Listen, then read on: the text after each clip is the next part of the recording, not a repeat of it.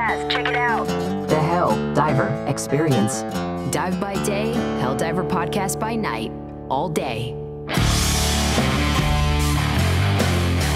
Alrighty. Hello there. General Kenobi.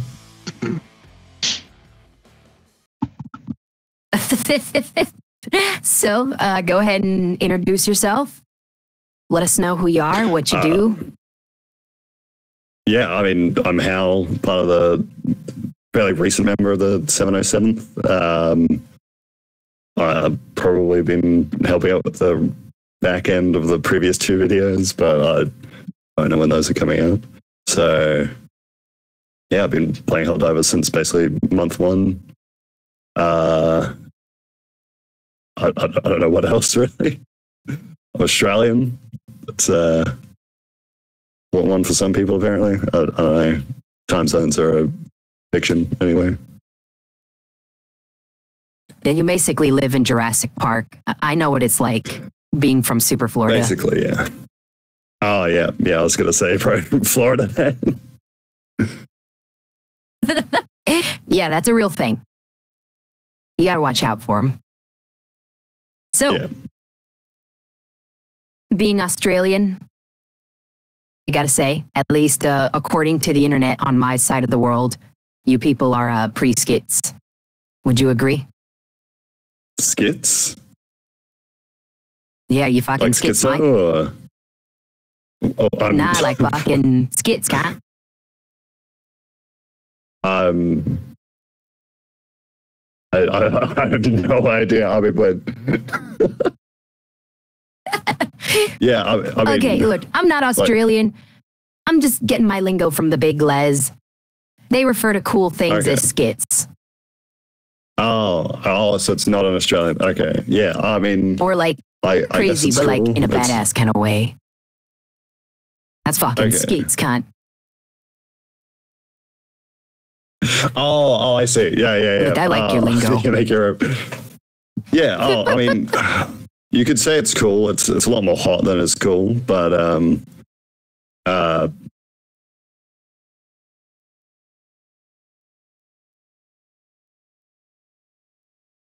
what is that? I think it's Australia. Fuck, it looks like Australia. I think this is actually the start of koala, man. Yeah, is this some sort of origin story?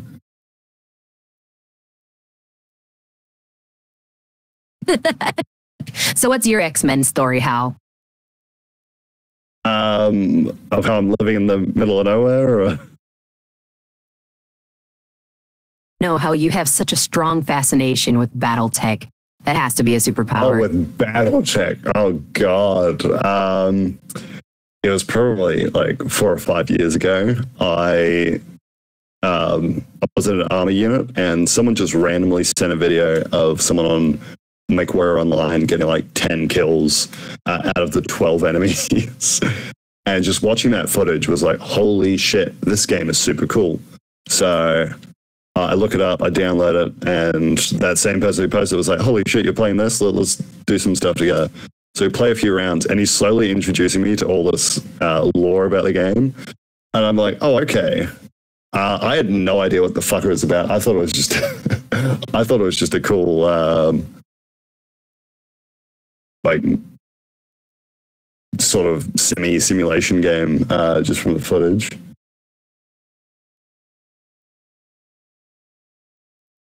Go on. Sorry, that's very distracting.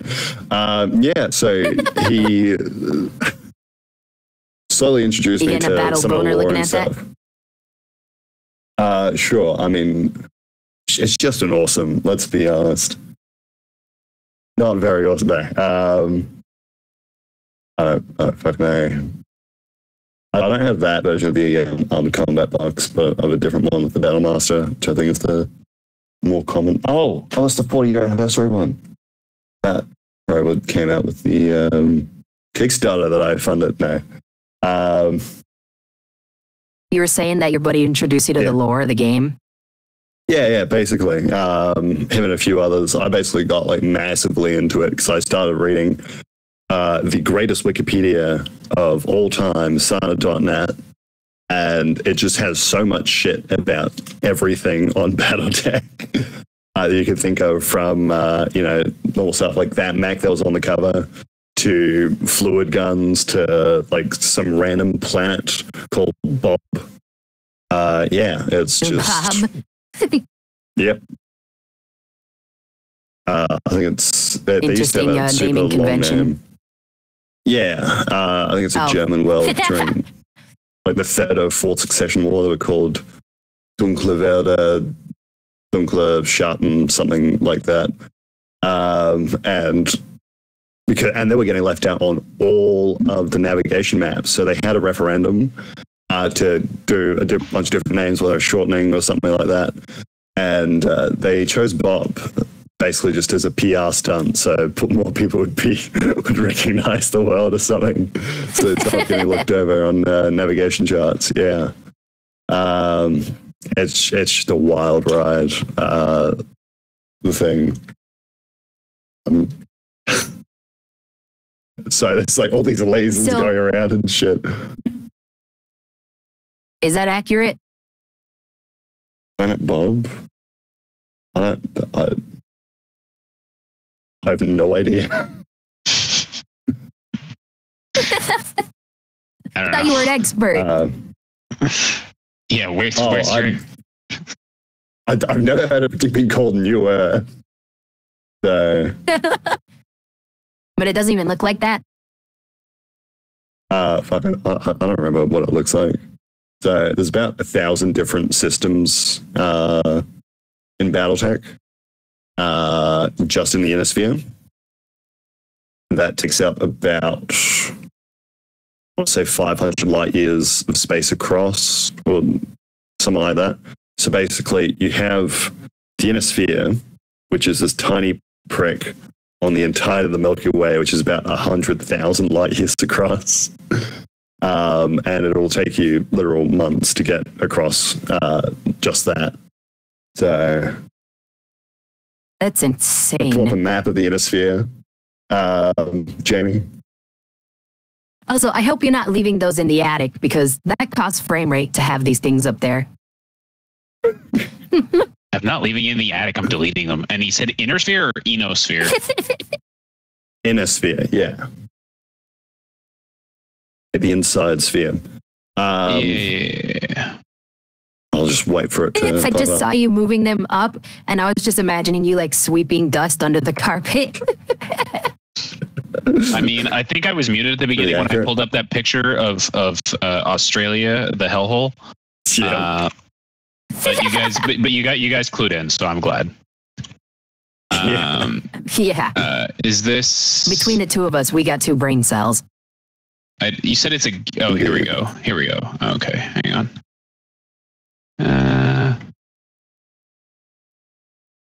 Ooh, this is a super high quality picture. Ooh, is this perfect? I think I know this one. Does this seem about right? Yeah. So, this is the HPS BattleTech version. It looks like. It's just from the styling, but I can barely see this, to be honest. I don't know if that's just my internet or not. Yeah, this is very pixelated on my end.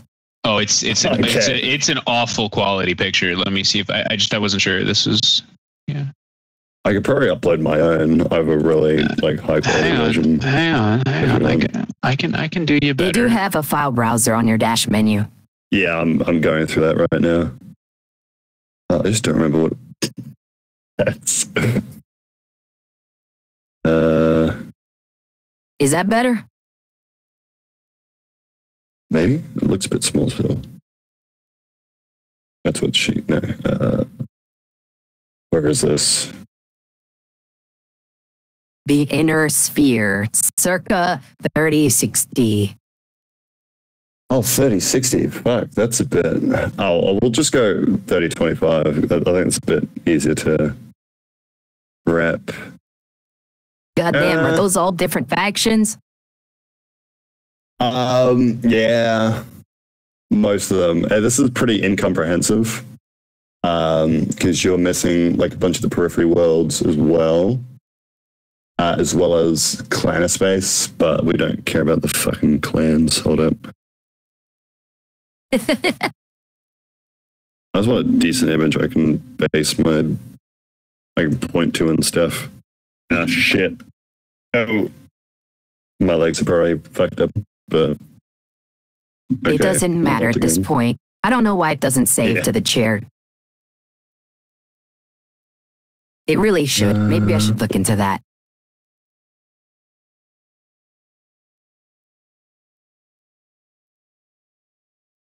Way to go. Yeah, I'm not sure. Oh, that's a good one. Actually, that's probably what I was looking for as well. Yeah. What the fuck? Why am I not seeing it? I can see it on the recording.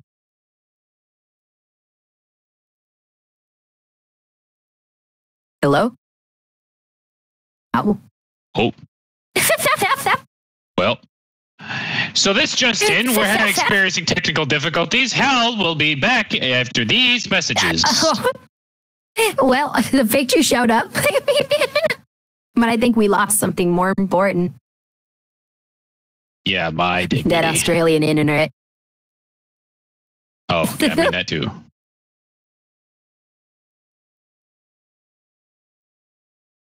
I'm a little smaller now. Indeed. All right, start off with...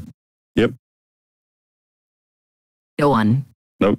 Okay. Let's probably start off with like a sort of overview of what BattleTech actually is. So initially I fell in love with it. Well, initially I started liking it because, cool sort of mech simulator. I'm not the biggest fan of mechs, but I am a big fan of vehicle sims, and, MechWarrior Online kind of had that.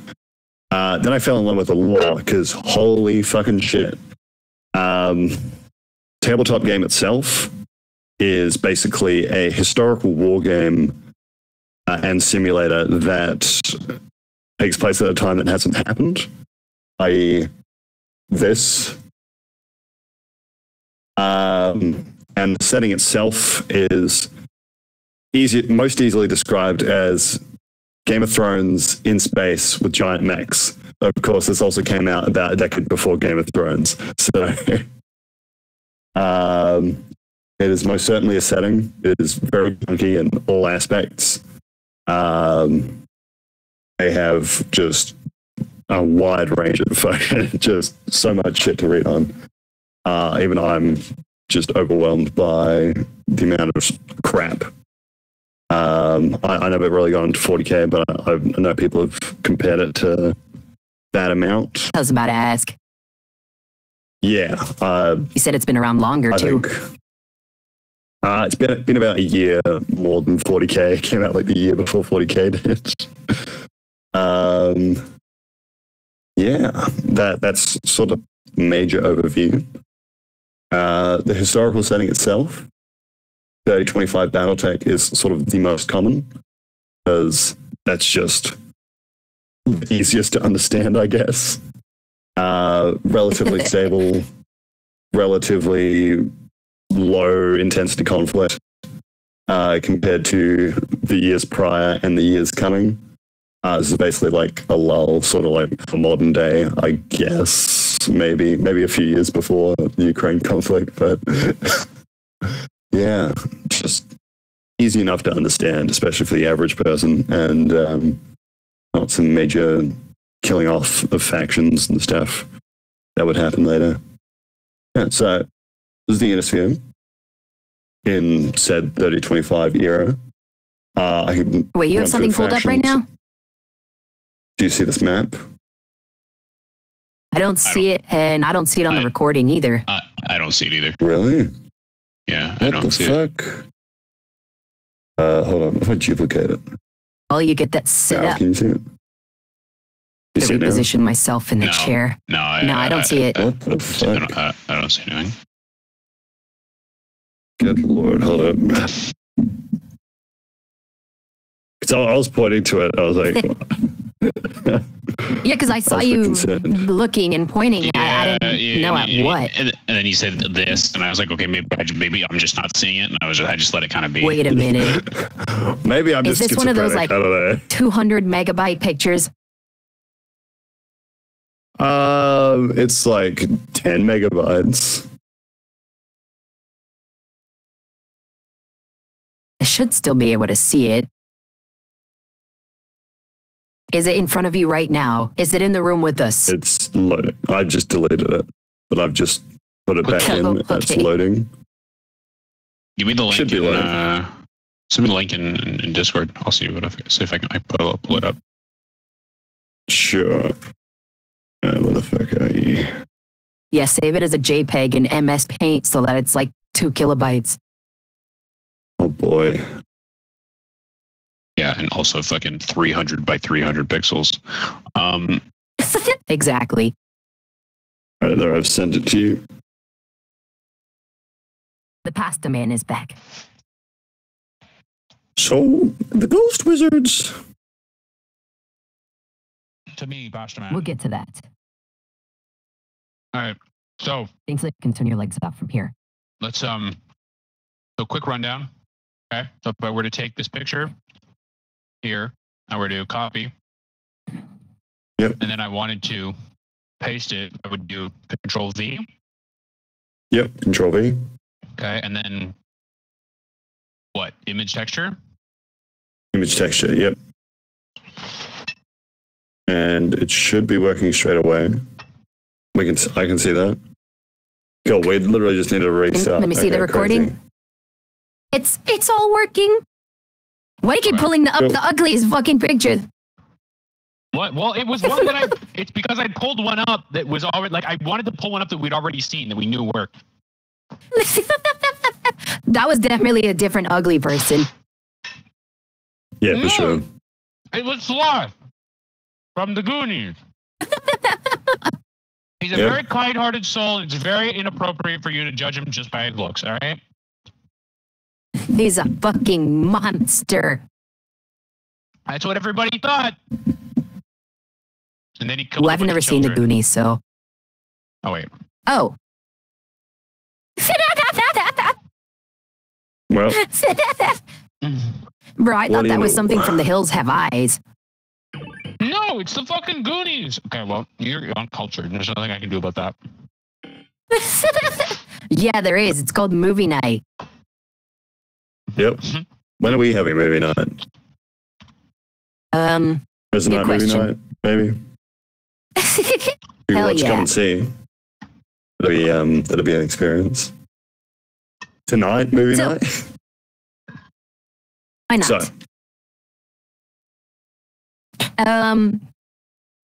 Where were we?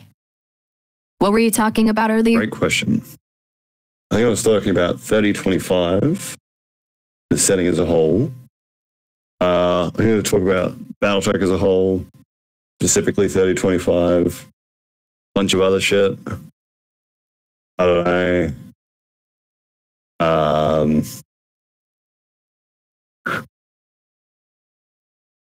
I don't know, differences between this and 40K. I actually don't know anything about 40K, so that'd be pretty hard, but Yeah, you can stick to your area of expertise. yeah. I mean, I guess like the main thing about BattleTech, lore-wise at least, aside from, the mechs, is all this. Just different factions, all the major factions, all the periphery factions, which are way cooler in every way. And just the cultural differences, what they fight for, all that sort of stuff. How often they're in fucking wars. For example, Draconis Combine, I'll just do a quick overview of all of them. You can use your laser to point at the different spots. You not see my laser? No? No, you can't see my laser. I have to do that. I actually have a very silly laser pointer you can use. Yeah, Let me that'll see work. here. Yeah, there's a normal laser pointer, but that's not fun. This one is fun. Here you go. You can use this one. Oh boy, sure thing. reach through my fucking monitor in a second here. No, that's not working. Let me use my laser. Whip. So you did have it disabled. You silly bastard. I disabled it just then. Oh, wow, that is very silly. What the fuck is this? What is this bullshit? Yeah, what is this, bro? We don't have sponsors. It's his area of expertise. Oh my god. That's what you told me to do. I just pulled it up. Oh, man. Oh, man, I'm gonna die. Yeah. I can feel the cringe overwhelming. Indeed, and you're going to feel the cringe even more when I talk about Space Bushido Japan. That's awesome. Yeah. They're all about honor and that fucking bullshit. I don't fucking know, the Drax, the Japanese, they're extremely traditional. They make their mechs unironically look like samurai, which I find really fucking funny. That's so sick. Hey, pull up a picture of a Hanamoto Chi if you can, Jamie. But yeah, so Draconis Combine's basically built off of them that have the 5 pillars of fucking society. I don't know. You know, Did you say Hanamoto Chi? You're going to have to spell that for me, buddy. Yeah. Hat A MOTO. It's all one word. Space CHI. Yep. Got it. Okay. And then add BattleTech if you need. No, that's fine. Got it. Cool. Yeah, I was thinking we could call the chair guy Joel instead. Joel, that'd be a pretty good one. Cool. Oh, it went behind. Yeah, basically, this summarizes the fucking Drax, I think, in image form. That maybe bigger. Oh, bigger just to show. Nope. Going somewhere. Yeah, like literally, you have the fucking samurai helmet and shit. You have the whole ass like skirt armor sort of thing design. It's fucking Those ridiculous. are definitely the bad guys from Gundam. Well, quote unquote bad guys. Well, that's one of my favorite parts about this thing. There's no bad guys. It's only bad guys if you're racist, and I am.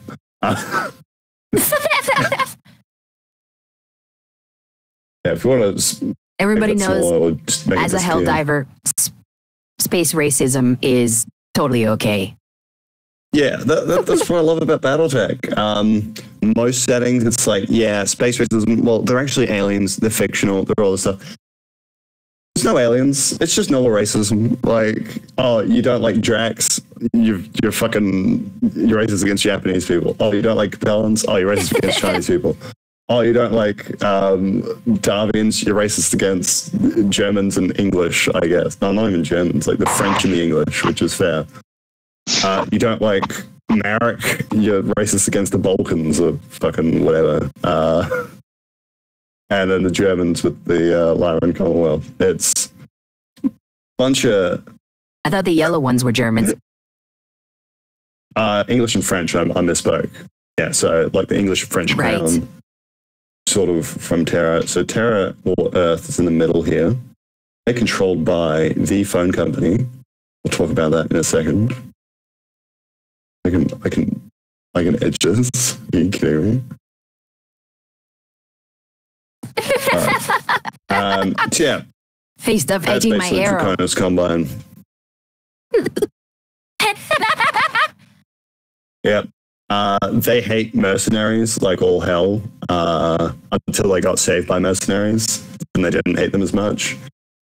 You know, classic fucking hypocrisy. Anyway, Federated Suns. Right. Basically, the closest thing you'll get to the good guys.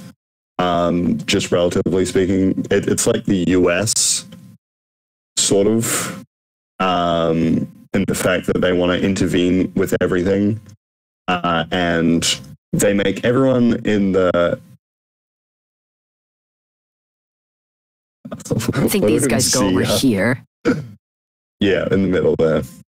Yeah, everyone like around the capital, all the rich planets, and living basically like normal US lifestyle, if not a lot higher. Of course, you're in 1,000 years in the future.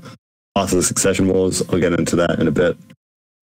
So are they living the highest quality life in that zone? Moderately. I think it's tied between these two when it comes to the middle and upper class. If you're lower class in the Darwinians, though, you are literally living like a 17th century lifestyle, fucking tractors. Sure.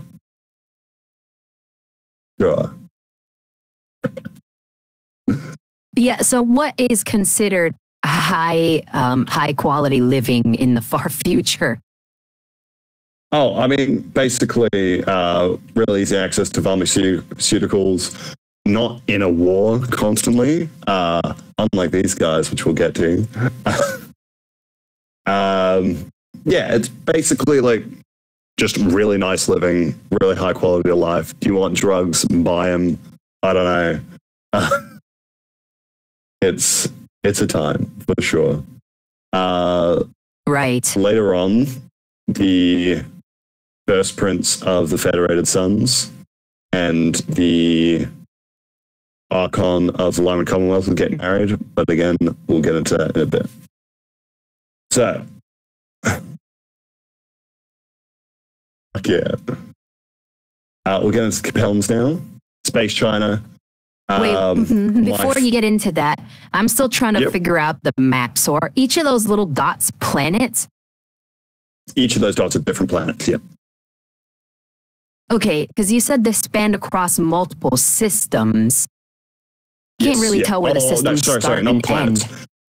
Each of those dots are star systems, and each of them generally have habitable planets. Otherwise, they wouldn't be marked. That's what I was initially thinking. Yeah, sorry. That is fucking wild.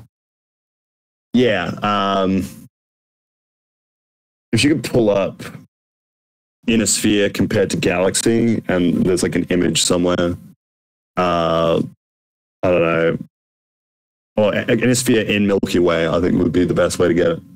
Yeah, it's pretty interesting stuff. Any other questions before I continue? It's really dense in the middle. Yeah, well, because this has been the most explored and where it was just the easiest to set up. Oh, it's because it's explored. That's why there's so much like space in between the outer ones. Yeah. And the less hospitable worlds, this was also like the heart of the Star League, so they would have been terraforming a lot of the worlds around these planets that weren't necessarily habitable, just to have that access to extra resources, have that access to extra living space, even though a planet can hold a shit ton of people, all that sort of stuff. Mostly what is mining, the Star League? I think is the reason. I get into that now or later, that's going to be a bit of a rabbit hole. Imagine, we'll just say it's the Space UN. Not quite. That's the full map of the Inner Sphere. And like, that's like fucking. So are we just looking at this inner gray circle? Yeah, we're looking at this. Or outer gray circle? All of this has been, this is explored space. I'm not sure what that is, but yeah, try to pull up. There's one where it's literally just the Milky Way, and then a red dot on it. I think is one of the images. Yeah, so this is sort of only civilized space. Yeah, we'll start talking about the Capellans a bit because that's Evangelion. Yeah, okay, wait, sorry. That's Evangelion. So you can see how big their expanse of the Milky Way is, right? Pretty much spans across multiple bands. Yeah. Do we want to wait for him to pull the thing? It's like one red dot on it.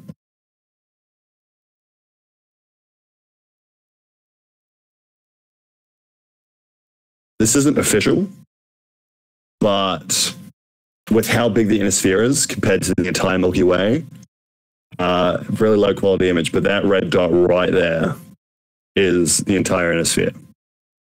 Not the arrow. That's this whole map? Just that dot at the end of it. Yeah, that red dot right there is the entire map right there. Is that like to scale? Yeah, this is not official, but this is like, inner sphere is about 1,000 light years across. What's 500? It's fucking some amount. The galaxy is about 100 times across. So it should be 100 dots across the galaxy. 100 inner spheres across the galaxy should be just the width of it, not including all the space. So, and we're like not even a grain of sand by comparison. We're like an atom. And then, imagine how much smaller the Earth is just to that map I showed you before. And imagine how small we are to the Earth. Kind of puts it into a massive perspective. Because a lot of things like 40K, it's like, it's the universe versus humans, all this sort of stuff. But in reality, like, the universe doesn't care about humans.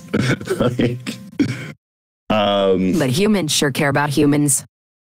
Yeah, humans care about humans. Like, we draw all these lines and shit, and the stars don't fucking care. Like, we're not affecting the stars at all. Yeah, it's basically just wanted to show that. This one's definitely higher quality. Yeah. Joel. That's about it. Joel. We're going to Joel now. Alrighty. The compellents. So, again, Space China. When you are born in the Capellan Confederation, you are not owned or however you want to call it, by your parents. You are legal property of the state, and your parents have state-enforced guardianship over yourself. And you can earn true citizenship and not just being like basically an indentured servant or a kind of a slave to the state by contributing to your community. So that's a better picture. It's it's certainly a society, mostly Chinese. If you get most of the names, Liao, I don't fucking know. That's all I can think of at the moment. Some other ones. But yeah, Chinese and Russian are most ones. I think Russians are mostly around here. But of course, you'll find Russians all throughout. But main communities are like that sort of border sector. So they integrated with their community? Yeah. Oh, well, this is about 1,000 years. No, this is almost exactly 1,000 years in the future. There has been a lot of history that's gone between these borders. A lot of civil wars, can imagine. A lot of international wars. Yeah. It has been rough. Yeah, those are the Chinese. You're a slave unless you be good, basically. Free Worlds League, personally my favorite and who I have full allegiance to. Glory to Marek, Death to Marek, Long Live Marek. Civil War, Civil War, Civil War, Civil War. Oh boy.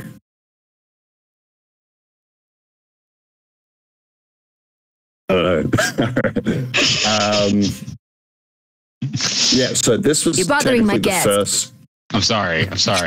He said there was many tensions. I figured it was appropriate. Any trade tensions. Yeah. For 1,000 years of tariffs. That's scary. Yeah, this is the oldest of the great houses, I guess you could say. So each of these spaces are controlled by each of the great houses. So Kurita controls the Draconis Combine. The Darwins control Federated Suns. Liao controls the Compellant Confederation. House Marek controls the Free Worlds League. And when I say controls, I mean loosely. I think we lost him again. You gotta be fucking kidding me. Hey, we got a lot in there though. But I think this pod is going to be on the shorter side if this keeps up. Yeah. I swear to the Lord, if I get disconnected again, I don't know what's going on, but it keeps freezing. So. Well, either way, we got through a lot. So I'd say keep up that pace and we'll be able to squeeze in the rest of the info before you crash again, hopefully. Okay. I need the arrow. Just quickly, the purple. Who have we gone over who the purple and the blue are in terms of like their sort of who they're more like? Okay, good. Okay, I just wanted to make sure I didn't miss that. Oops. Yep. Well, let me grab you. Okay, thank you. All right, cool. All right. So, purple guys. Freaky. Again, oldest. They have a very interesting history of just civil war after civil war after international war after civil war after. Are you sure they're not the Americans? Nah, they're definitely the Balkans. Like, if you look at Balkan history, they're definitely the Balkans. All I know is we're a fan of War II. Yeah, some people do like to akin them to the Americans. I do think they're the closest, but they're also closest to like British. They're just closest to Western, non-German society, I guess. We need to change the these flag, guys Joel. Are basically, yeah, these guys are kind of just here for the fight and nothing much more. Is that why they have so much territory? Yeah, sort of. I think these guys are warmongers. These guys are rich. These guys just like being there. And these guys, hey, trust us, we're good. I swear to God. Okay, so I thought the purple ones were warmongers too. Like they liked the fighting. No, they're civil warmongers. Big difference. Oh. These guys How do they have so many civil wars in such a large chunk of the galaxy? So they are technically a bunch of independent states that just stay under Free Worlds League so that they don't get fucked over. Because I think there's a small state around here that if they did break away from the Free Worlds League officially, instead of just trying to implement their own policies, they would get fucked over by the Lyran Commonwealth. And they wouldn't help because they're not a part of the Free Worlds League anymore. But the Free Worlds League is literally just a league of people going, hey, let's defend against these other people because we don't like the Pecans, we don't like the Lyrans, and these people, I mean, they don't really matter at the moment. So what if we sometimes stop fighting? That's very, very brief, very, very abridged history of the Free Worlds League. I'm sure they would not like that. They do. Our history is what if we would stop fighting? Yeah. The whole thing is Purple Eagle and some of the higher ranked like aristocrats and stuff tattoo purple eagles like over their eyes and over their entire face. It's pretty funny. Yeah. Also with the formation, it was between I forget the names, but one of the guys that would try to bring together all these smaller nations. He went up to basically one of the largest and was like, hey, dude, do you want to sort of bond and shit and try to get this done? It's like, okay, cool. Yeah, what are your hobbies? Oh, I'm really into like historical tabletop games. No fucking way. You don't say. So one of them was a massive nerd for Napoleon era shit, and one of them was a massive nerd for tabletop. So they literally bonded over that and formed this entire nation that would survive like 600 plus years. Really fucking interesting stuff. Then you have the Space Germans. Rich as all hell. They mine like no one else and also have Solaris, which I might get into later, not too important. Basically, legal murder. Imagine if the Colosseum was a planet and instead of gladiators, it was mechs. Yeah. It's pretty cool. I think we're about there. Yeah, overall, not the greatest military structure. It's a lot of nepotism, a lot of buying your way into military ranks, but a lot of really big mechs. Like, sure, if you use bad strategy, you're going to get fucked over. But if you use big strategy with a lot of big mechs, you might not get fucked over. And that is like their entire sort of abridged, again, military structure. But when we say, Lyran Scout Lance, most people, imagine infantry, imagine recon vehicles, imagine light mechs that are like 20 to 30 tons at the most. These guys will just bring in the heaviest things that they can and level everything and call it recon by fire. It's fantastic. Recon by fire? Yeah. So that's most of the great houses of the Innisphere. There's also all these periphery nations, which are honestly way cooler than any of these guys combined. Before getting into that, I think your crashing messed up the pictures again, because I see you putting pictures, but I don't see them. Yeah, okay.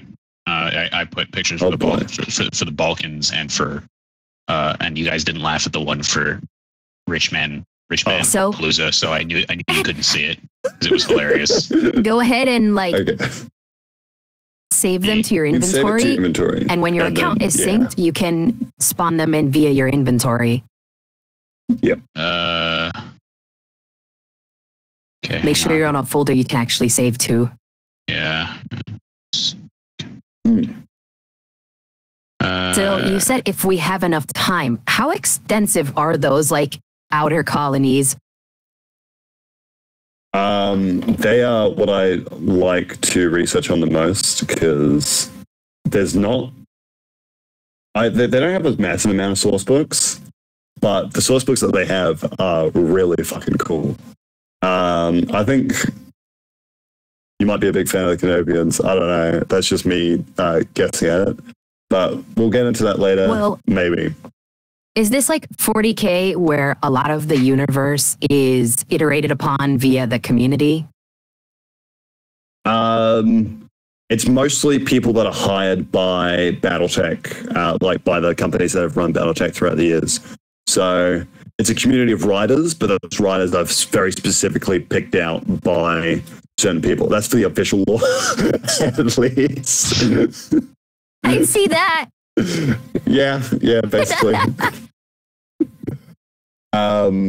Which is that one go to? In here? Yeah. That would make sense. There we go. Oh boy. Yeah, so... You see, this is to help the layman watching the pod to keep up with all this. Of course. And if you're just listening... Also, I think this one has to be Joel British. Has put up a funny... British, American, French, doesn't matter. Red, white, and blue. That's all that matters. Hell yeah, brother. Yeah, so all of these nations, the highest sort of standard of living, you'll probably see maybe a bit better than the rich in society today. That's because of the previous 300 years of war that happened earlier. So this is 3025, around the 2700s, the Star League would fall. Star League, imagine Space UN. So all these people, mostly these planets right here. Oh, actually, let's get in very quickly. Terra is controlled by Comstar, which is the phone company, you could say. Basically, they control all of FTL communications, or the vast majority of FTL communications, because it's expensive. It's pretty hard to actually maintain. That's real as fuck. And because of that, they also control all the banking if they control the communication. So they sort of are like the Illuminati, but very obviously they control everything. Thankfully, they're very religious, so they're not they don't just abuse the power willy-nilly. Of course, they are turning more into a cult. Yeah, no worries.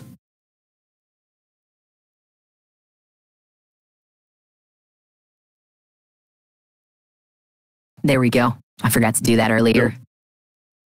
So they're turning into a cult. Some of them are. They have a schism in about 60 years from 3025, so 3080s roundabouts. That's a whole other thing. That's like jihad. That is like, I'm not even going to touch that today. That is, it's pretty interesting. A lot of people like Comstar because it's like, oh, hey, we get to be the cool good guys. And like, nah, you're a fucking bunch of... Imagine AT&T controlled everything in the US. I don't know. Well, as long as I get my fiber internet. Exactly. That ping better be good. That is... I think we lost him again. God damn. Okay. Haven't you seen the memes about Australian internet? I mean, apparently not. They must have gotten disconnected from the internet.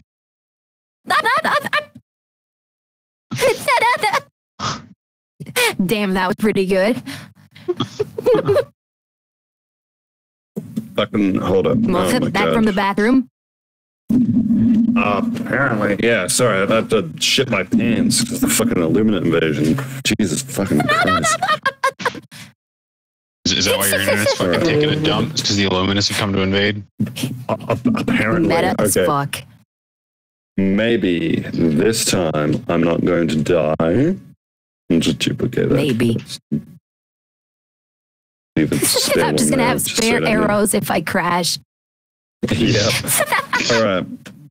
Have them lined up. I don't even think I need this at this point. Hold up. So, that's basically 3052 in a sphere. Of course, 3052, again, 1,000 years from now. There is literally 1,000 years of history that you can go into. Hell, even more than that. You can go up to 3152 at the latest, and all the way back to 1986. I'm going to talk about Starlink though. Yeah, so 1986, fall of the Soviet Union, and then there's a second Soviet Civil War and shit. But we'll get into Starlink, which is where Comstar has come from. Hell, actually, even before that, let's talk about FTL travel, because FTL travel in universe is like, it's sort of weird. It's sort of instant, but it takes a long time. Instance. Yeah, very, very, very crucial. So, to get between literally those two worlds, like that one and that one, that I barely have to move to show you. How long do you think it would take?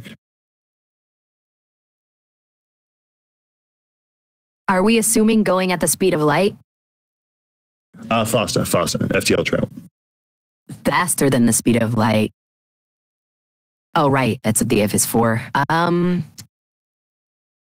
A year. Only 2 weeks. Oh, technically, very technically. Damn. It's instant. But you are charging your KF. I know I'm not the host, but just because I like this sort of conversation. It's because it's technically instant for the people in the ship because of relativistic space-time, correct? Yeah. Well, it's a different reason. So the travel time is instant, plus or minus like 15 minutes, and it is instant for the people that are actually inside the ship. It's not instant in the fact that you need to charge your KF drive for about 2 weeks using a 2-kilometer wide solar sail that absorbs all the energy from the sun for about like 8 astronomical units. Depends how bright the star is and all that sort of stuff, so you don't damage equipment. But yeah, it's a massive amount of charge time between each of them because I do see what you're getting at, and that is true. It is instant for the people. Like you can have a conversation rolling through it unless you have some sort of illness. It affects your jump drive like your ability to jump without getting vomit everywhere. Yeah. So what you're saying is that instead of travel time in this universe, it's charge time? Yeah, it's basically charge time. So if you're really, really rich, so like if you're the Archon of the Lyran Confederation, it could take you like a week to get across the entire Lyran Commonwealth. If you're a normal person, but a week of charging. Oh no! Like you have jump ships ready. Like if you have a plan to go somewhere, you're gonna have jump ships planned and charged at every single one of these stops. So there is still travel time. Yeah. Oh, it's mostly just like going between shuttles, planning, all that sort of shit. It could probably take you like a fucking day or two, but you're going to have to transfer between all these shuttles. It's going to take a long time. You're going to need your rest. You're going to need your sleep. But in theory, I mean, hell, it could probably take you 3 days if you're really fast about it. Probably not the safest because you basically have this sort of jump zone that's just outside of the star threshold. This is actually getting a bit off track for what I'm going at. But yeah, generally really fast if you're rich, really, really, really slow, if at all, if you're not super rich. You still have to be moderately rich to do FTL travel or have like a really nice job. Yeah. You gotta be a somebody. You got to be a somebody to actually do FTL travel. Yeah, it's not just like you can fucking get your backyard parts and then scramble together this 2 kilometer long, like germanium, titanium sort of alloy that'll let you do it. No, you actually need really specific metals. Yeah, and again with the whole 21st century thing, they can't make any more right now. So these people living in 3052 cannot make any more jump drives because of how much war they've been in. In jump drive technology, technically, all the theories around it were invented around 2019, 2020 by Thomas Kearney and Takayoshi Fushida. They wrote these papers. It was like, oh, the shit that Einstein missed. And they were kind of digging at Einstein. And the entire scientific community just fucking laughed and sort of shunned them out because they were working on nuclear technology at the time, nuclear fusion specifically, and were successful, but they were, because of these like 4 or 5 papers that they published, they were so outcast from the rest of the community that GM got all of the credit. That's General Motors, GM. So we're still waiting, GM. I don't know. It's been about 5 years. What the fuck's going on? But yeah, so they're behind schedule. They release all these papers. They start doing fucking other shit because their career is just entirely ruined. They die like less than 30 years later because they're fairly old. One of them dies from a heart attack. Thomas Kearney, he becomes a chef and then dies of food poisoning. So I find that pretty funny. Low-key embarrassing. Yeah, that's low-key, yeah. That's like before 2050s, and there's a bunch of wars and terror. The what do you call it? Terran fucking what was Earth at the time? NATO basically absorbed China and Russia through wars and deals and all this stuff. And they were able to basically form a global government, a bit like the UN, but more powerful. Like they actually do something unlike the UN. Like Super Earth? Like Super Earth. Yeah, exactly like Super Earth.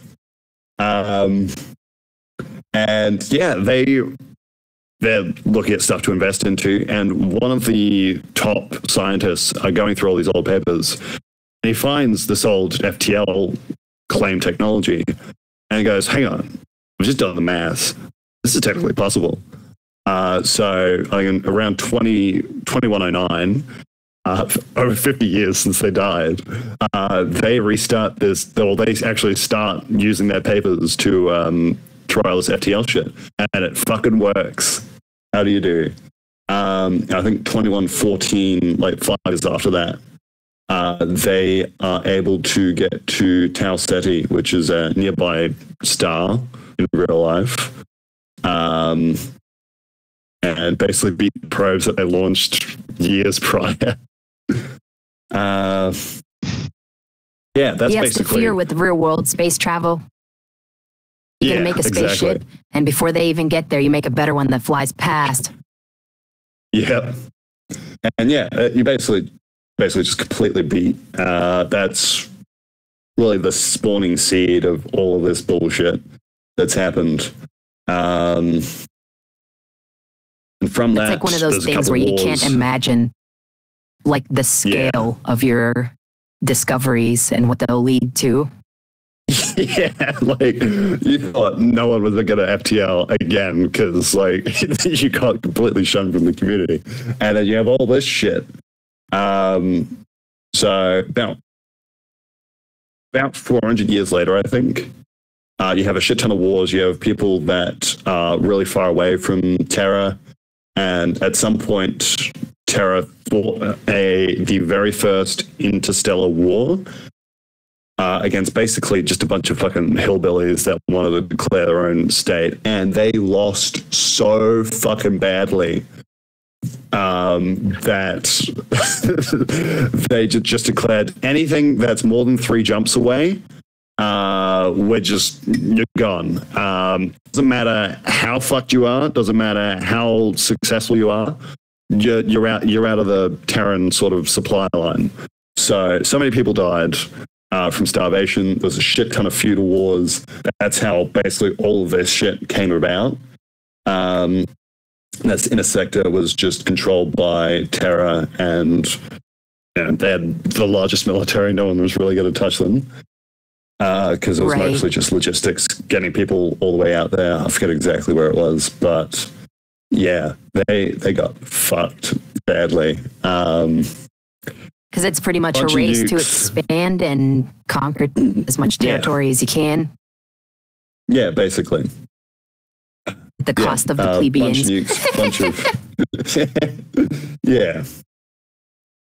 Really just a lot of bullshit happened. And just so many people died. In BattleTech. In BattleTech. Totally not foreshadowing here whatsoever. Yeah, no. Of course not. None of this would ever happen. But you have stuff like the Ares Conventions, which is like the Geneva Convention, but telling people, hey, don't nuke that, but also you can declare war in this way specifically. So there was a lot less high-intensity conflict with like nukes getting slung with orbital barrages and all that sort of stuff. A lot more low-intensity conflict where you're sending just a task force onto a planet, fighting shit, and then getting out. Which, better or worse, there was a lot more fighting technically afterwards because like, actually, it says this, so we can fight you without declaring war. Some bullshit like that, yeah. And out of that, you still have the Terran hegemony, which should be in the middle there, but this is after that. And they basically make a plea to all the great houses, so all the guys we just talked about, and went, hey, what if we had this one really big united nation? So they call it the Star League, and it was basically, I think it was Ian Cameron or something, and he tried to combine all humans. So he was basically said to be, the progenitor of peace, all that sort of stuff, because he brought around all the great houses. He didn't bring around the periphery, though, because the periphery do not like the great houses. The reason they're out here is because they fucking hate the great houses. Otherwise, they'd be part of them. But they've been, exiled, they've been fucked over, all that sort of stuff. So they basically started their own things. I think this one especially was started by a military lieutenant or something from the Free Worlds League, but was just fucked over too much. So she just left and started her own shit. It was Outer Haven. Yeah, it turned into a lot more fighting after that. So he's the progenitor of peace, but then started. I don't know if it's the largest war since World War II, because none of these individual wars had more casualties than World War II itself. But I think that one's close. The Periphery Wars. I think that's called the Reunification Wars, where they're basically just trying to involve all these people. And of course, these guys versus these guys, they stand no chance. They stand some chance. And the Taurians, by God, are like Giga Chad, Altenair, or whatever the fuck you want to call them. They absolutely fuck over one of the largest navies in the Innisphere through just sheer guerrilla tactics and just amazing fucking tactics. That's about it. And so they gotta fight smarter, not harder, because they don't got the numbers. Yeah.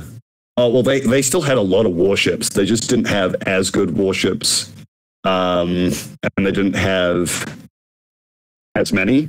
So they were able to bait in Federated Suns ships to Tentativa, which I think just across the border, fucking somewhere. Basically, by having one shuttlecraft pretend to be an entire fleet around a planet, like pretend to resupply, all this sort of stuff. So Darvians jump in at the Zenith jump point. So there are two standard jump points, Zenith and Nadir of a star. Just because it's easiest to get planets from there. It's basically a straight shot. Bunch of stuff I don't know if I want to get into, because it's just really technical, not real stuff. Anyway, but they're able to basically... You're saying some of this is? Defeat in detail. Yeah. Pretty sure all of it's not real. No, but they're basically able to fully defeat in detail massive task force of the Darvians. They're pissed. So later on, they do actually fully destroy them, because they destroy maybe 2/3 of their fleet. What was the 1/3? I don't know, just an amount. But that really just started the hate train between the Darvians and the Taurians. And so many war crimes, so many human rights violations happened because of that one, basically, fuck you to them. The only people... Yeah, but it was a big fuck you by the sound of it. Oh, it was a massive fuck you, yeah.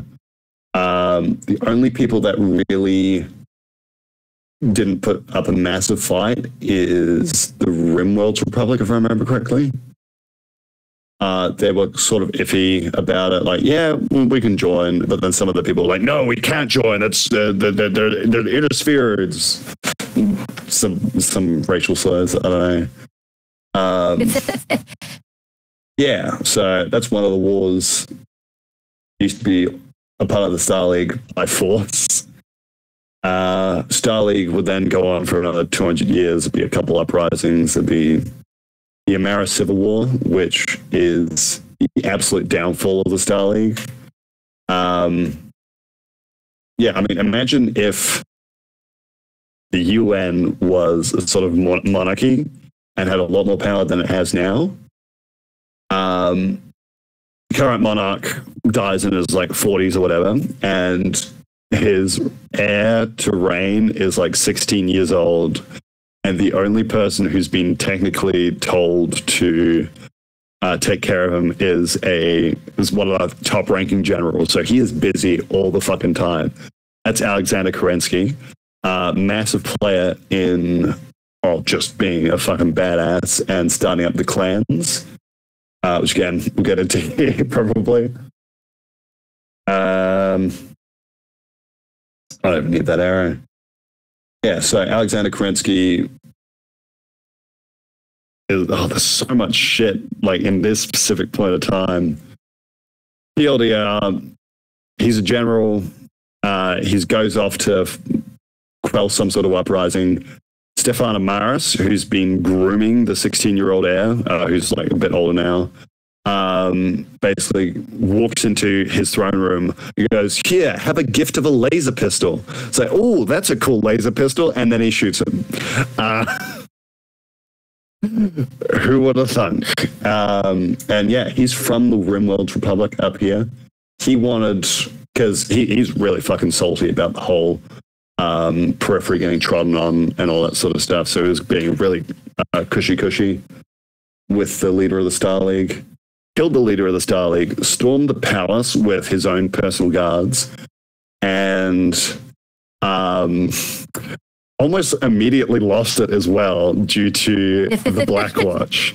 So most Royal Guard regiments in, like, you know, so especially science fiction stuff, you don't really think too highly of them. Like Palpatine's Red Guards, there's a lot of it's Star Wars, to be honest. Basically, a lot of Royal Guards are pretty shit. Not the Black Watch. Yep. The Black Watch are like the ultimate badasses of the Inner Sphere.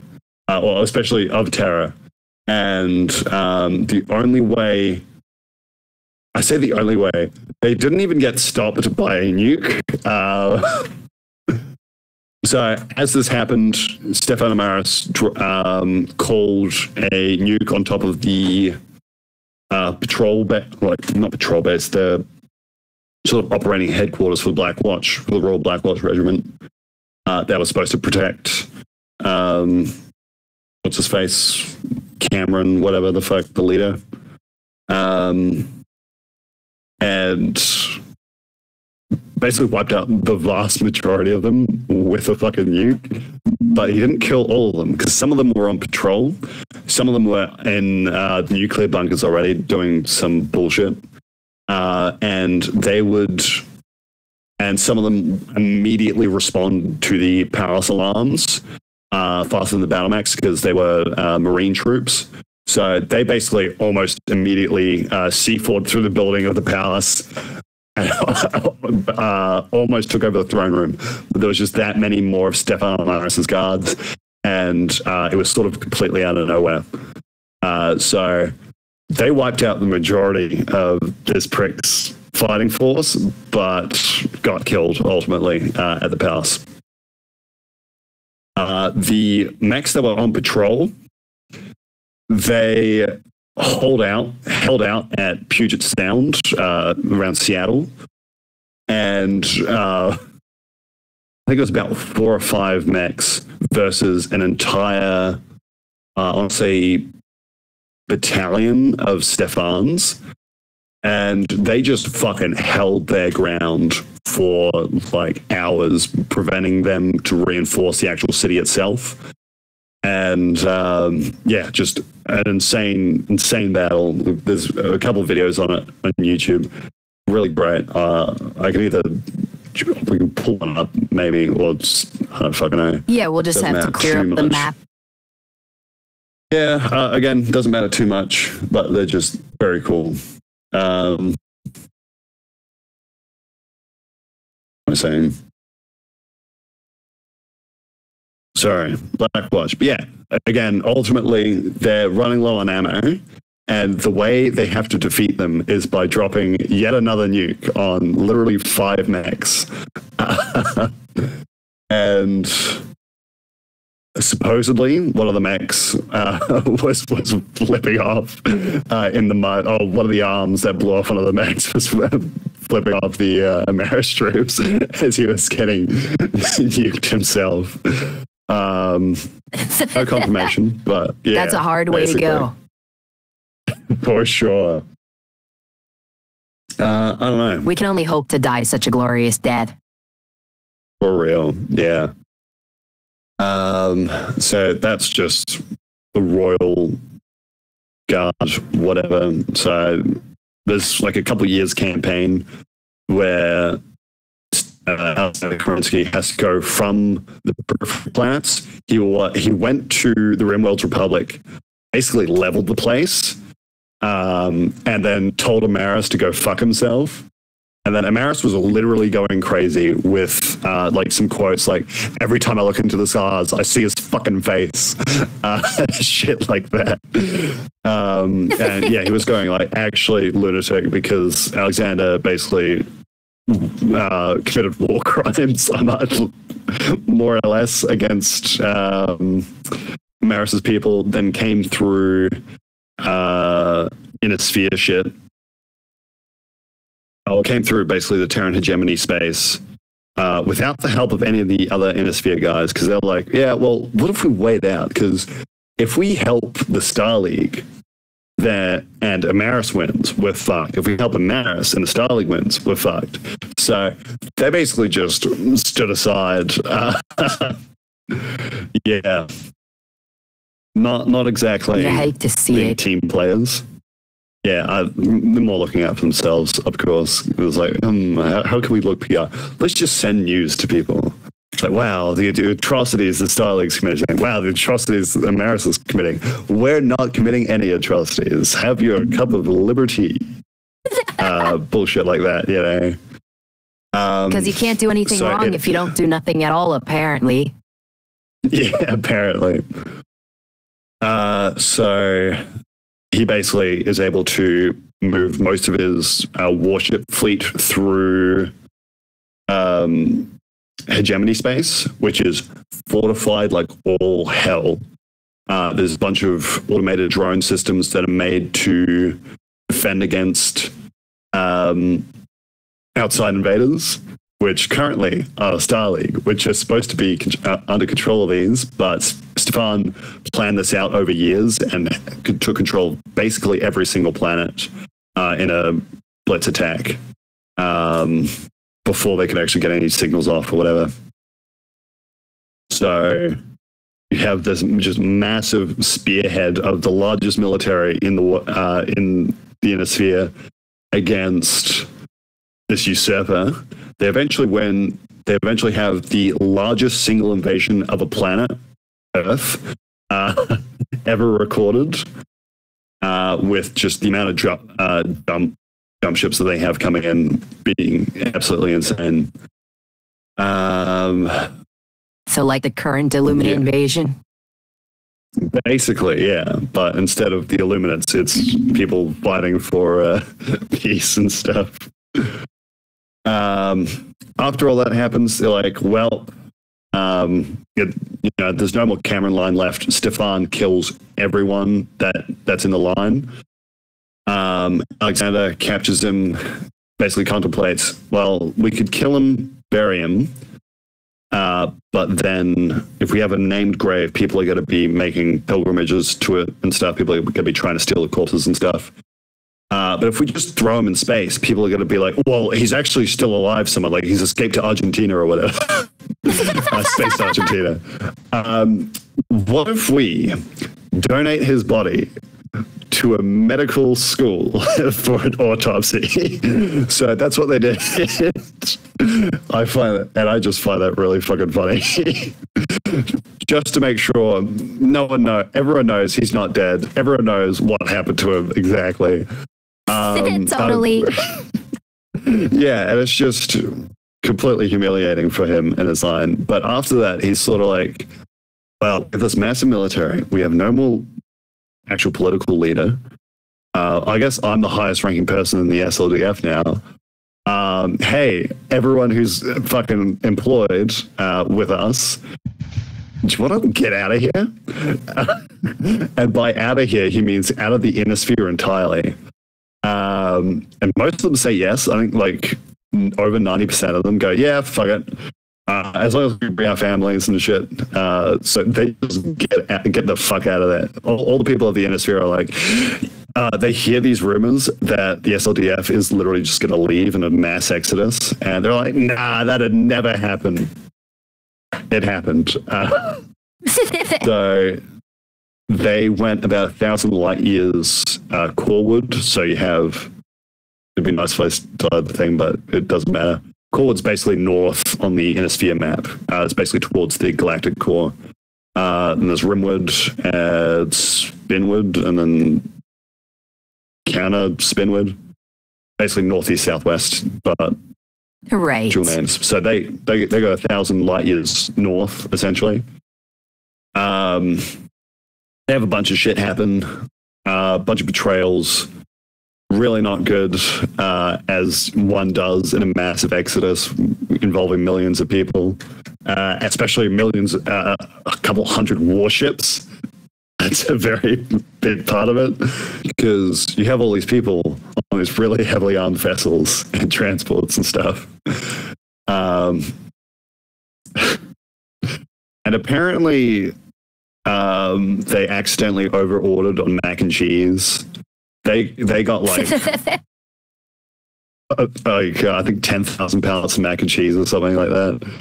I don't know. I just read that somewhere, but yeah, they just had a shit ton of that. They eventually settled down. Who doesn't like mac and cheese? They eventually have a bunch of rebellions. There's a bunch of different just inter-conflict fighting. Alexander dies of a heart attack at the ripe old age of 120, or I think a bit before Jesus. That's some healthy Mac. Oh, dude, he was, a fucking guy, that's for sure. Oh yeah, Max as well. They were only made in like the 2500s, I think. Just as a sort of disclaimer. So he has... Of course, he has a son, so his son takes over. He actually has a few sons. One of his sons led one of the rebellions against him, so he kind of got fucked over and stuff and whatever. Yeah, but his son Nicholas Kerensky then took over this entire SLDF fleet and was like, "Hey guys, what if we form into a bunch of different clans and like had a really ritualistic way of fighting?"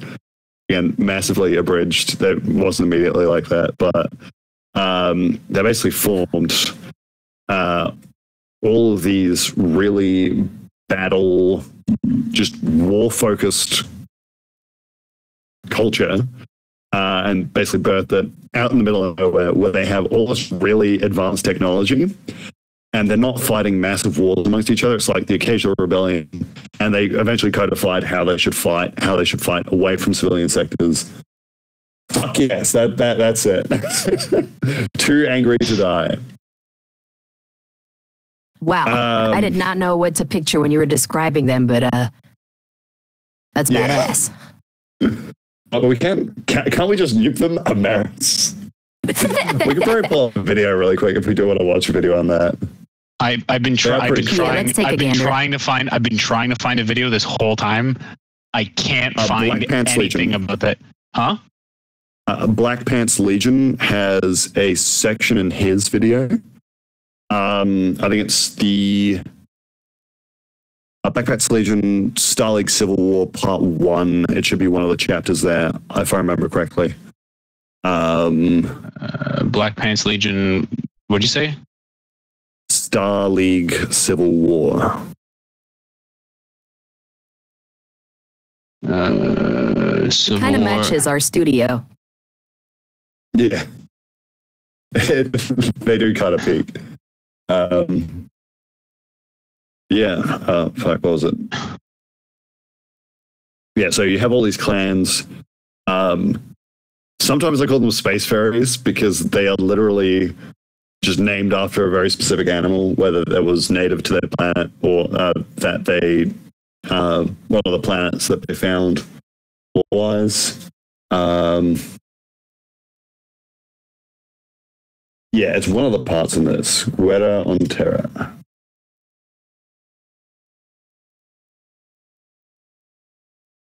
I forget which part. This is an hour, by the way, so I think scrubbing in Resonite would be a pretty good idea. You found the timestamp?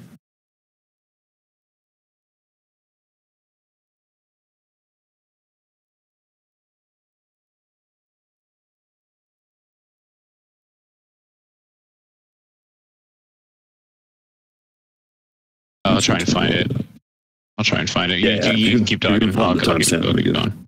Yeah, no worries. Which one are we looking for? What was the one called? Sorry, the timestamp. Yeah, something about the Black Watch. I don't know if he has chapters on his videos. No, he doesn't. I'll scrub through the video. He doesn't. Sorry. Yeah. No worries. No. Too easy. Yeah.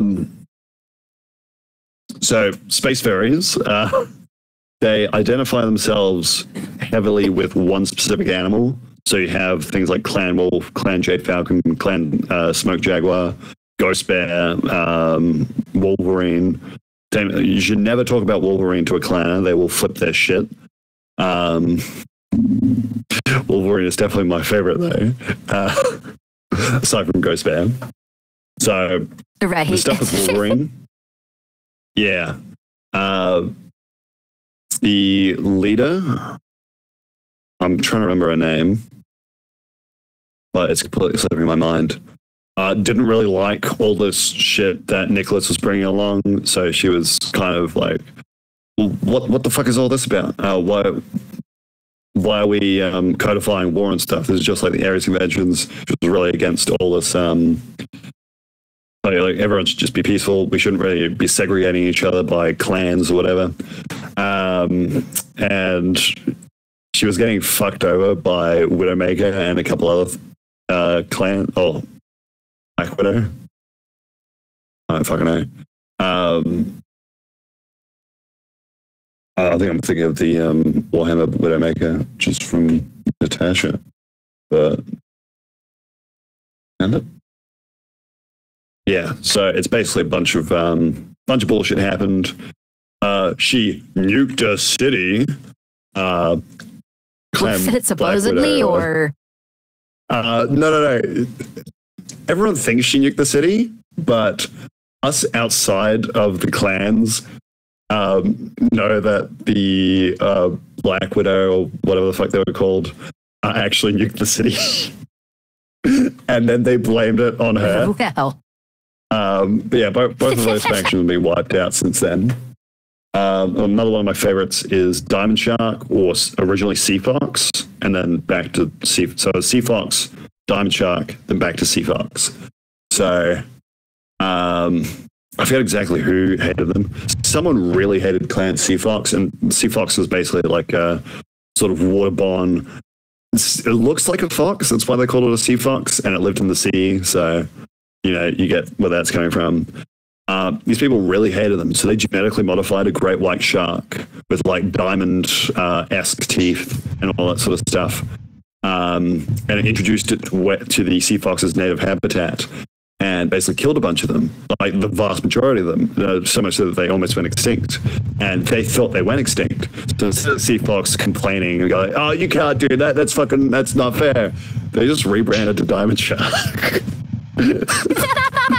So it completely fucking backfired. And then turns out a few survived. They're like, damn, so we gave them a cooler mascot. Yeah. Yeah, a few survived, and then they were able to capture them and move them to a different world, and they thrived on that different world, and they were just rebanded back to Sea Fox. So fucking like 50, 80 years later. So, that's how you do it. Interclan bullshit is definitely a fucking thing. That's for sure. Not sure. Let's wait for him to. Isn't in the way of the pro camera. Tip, so that your ass doesn't block the camera. This is a one-way curtain, so you can control the video player from behind the curtain.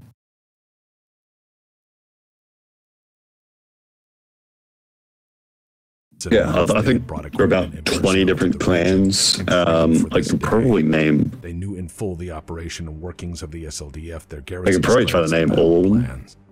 The coup required total suppression of all SLDF garrisons on Terra. Are we on the right track here? Yeah, this is it. Okay. To ensure total victory. Maris's forces had in fact drawn up extensive plans to kill every last member of the Black Watch and trained exhaustively for a very long time to accomplish this singular mission with high efficiency. Unfortunately for them, though, the Black Watch was the stuff of legend. Immediately after the alarm was tripped, Amaris's goons almost lost their initiative as the first wave of Royal Defense troops jump-packed onto the roof of the palace and tried to breach to slay all opposition. While Amaris had the foresight to cause an HPG blackout, cutting communications off-world, the palace's alarm systems were sterner stuff. As first responders, the Blackwatch Marine Infantry proceeded to assault the throne room. Their job was to secure the royal family, eliminate any threats, and get them away from danger, while the rest of the Blackwatch powered up their equipment at nearby Fort Cameron. Cutting through the roof and throwing satchel charges, the Blackwatch Marine Infantry assault teams almost killed Amaris right then, who did his best to hide and scream for reinforcements. Meanwhile, the 4th Amaris Dragoons commander had a problem. He needed to get his main forces to the palace in Unity City, where Amaris' bodyguard was desperately fighting against the Blackwatch Marine Infantry. The main issue was that between his position and Amaris' was the Blackwatch garrison, which was now on full alert. All Amaris would have to do is get his 4th Dragoons into the city in force, and his coup would be secure. All the Blackwatch would have to do is fight like mad bastards until the SLDF reinforcements arrived. And in this outcome, the entire inner sphere held in the balance. Amaris had prepared his men extensively for this very moment. They had the initiative, training, and numbers. They had all the data required to make this happen. All they had to do was to defeat a depleted garrison just now waking up. This would, however, be easier said than done. The coup was not isolated to the palace alone. Amaris' men had set off explosives and fires throughout Unity City to wreak mass confusion among first responders. Amaris' troops had even the foresight to effect, as I said, a communications blackout before deploying a series of precision nuclear strikes on the Blackwatch base as soon as the alert went up. With the nuclear strike wiping out most of Fort Cameron, remaining SLDF forces in the capital were down to just the Blackwatch commander Hani Schmidt and her 8 mech warriors, who had just escaped destruction moments earlier on standby alert when things started to go to shit. Colonel Hani Schmidt was hard as nails, and she knew her forces were the only thing in the way to stop Amaris' 4th Dragoons from entering the city in full force. She decided to stop them for as long as humanly possible. She knew every second she held would be, potentially, to save the day. Every second she held might grant the Blackwatch Marine Infantry time to kill Amaris, who they now had pinned down in the throne room. Every minute might give a chance to reverse the communications blackout and get an alert broadcast to the inner sphere at large. Every minute might give the royal family time to escape. So Hani Schmidt took her mech warriors into hell to buy time. And amazingly, for a time, she stopped the 4th Amaris Dragoons dead. No matter what Amaris' lead forces, with all of their preparation, training, advantage in numbers, and equipment, threw at the Black Watch, they kept coming. They'd nuked their base, and still, some of them had survived.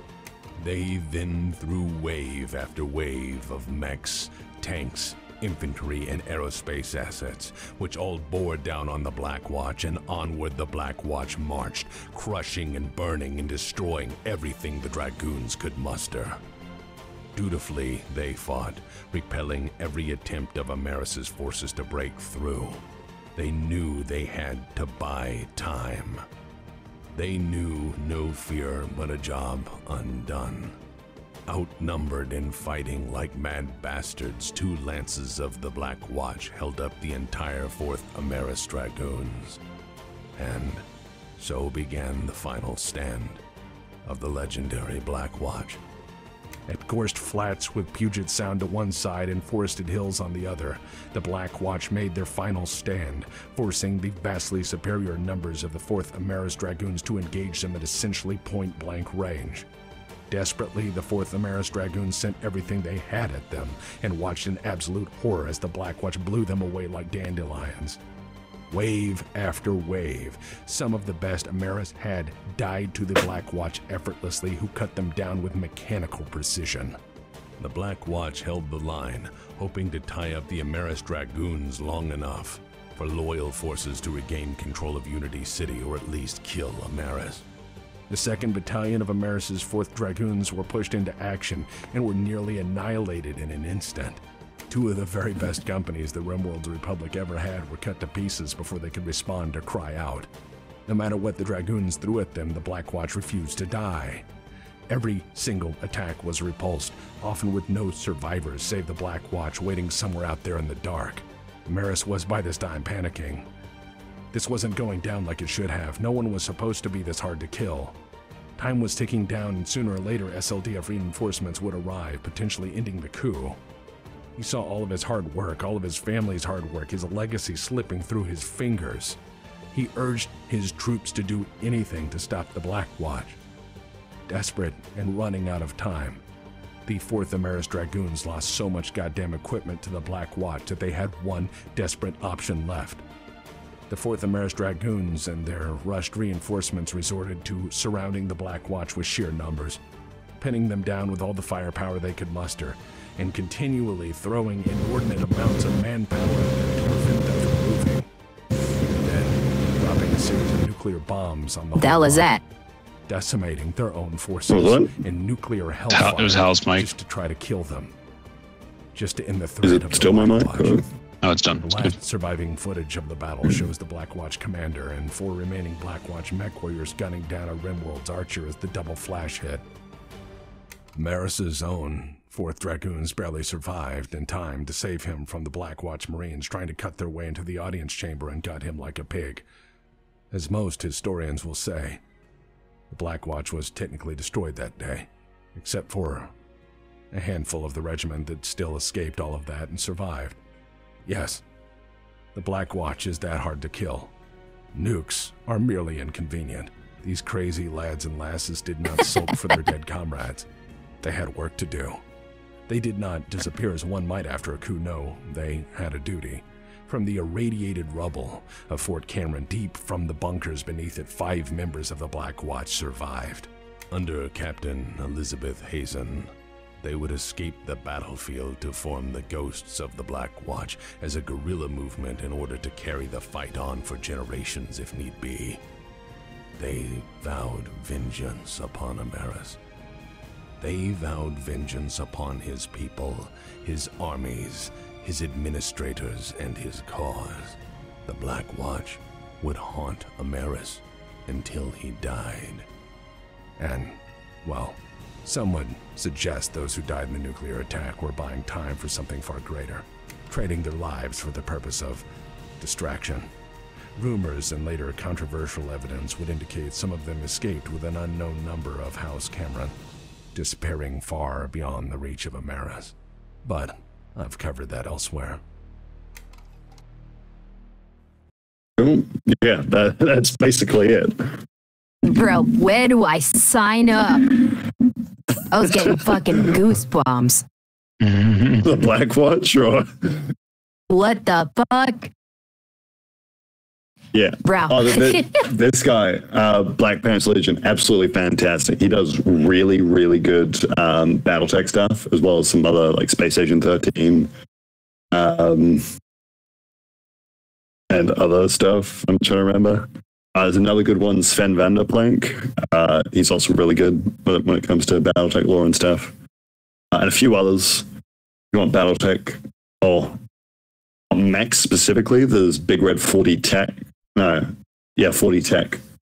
And he does basically deep dive on one specific mech. I think Black Pants Legion has a similar series.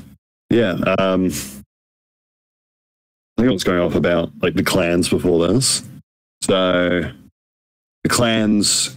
He talked about how the Sea Otters, or Sea Fox, my bad, rebranded back and forth. Yeah, so there was originally about 20 of them. Then I think 3 or 4 got wiped out in Trials of Annihilation. So over 300 years, or 250, 300 years between the exodus of the SLDF fleet and the clan invasion, which is something I'll get to in a second, was about 250, 300 years. And that was 250, 300 years of relative peace. There weren't like major wars. There was only a few nukes dropped.